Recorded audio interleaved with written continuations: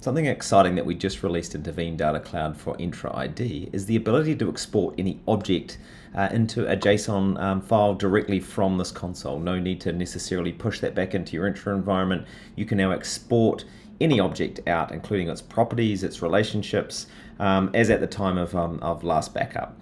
It also includes all of the schema, any metadata, relationships, all of that stuff that you could then use for any compatible systems, or for your own kind of custom work around restoring, recovering, analyzing, whatever you can kind of think of when it comes to this information.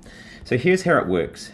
You'll be familiar with the Veeam backup for Entra ID, and so any of these objects along the top, users, groups, admin units, etc., all can have the same functionality. So the idea is you can single or multi-select these items, and there's a new button up the top, export to JSON.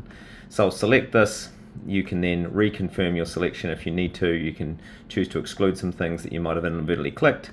You go next, you go export, and then what will happen is it'll trigger in the background. It'll trigger a background job. So if I go to my restore sessions here, you can see this top one is triggered. You can see some ones that I've actually already previously exported here. Takes a couple of seconds, and then the link will be available. So when you've got it, for example, this is kind of an example of the schema. I've anonymized some of this information, so the role IDs and things and names will look a bit funny, but you can see the rich information that comes out. This is a user object here.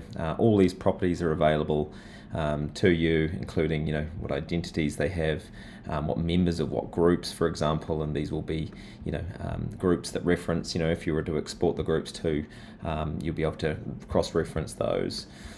Here's a particular role, again, like what resource actions and things, again, all really rich information that you could use for a number of use cases.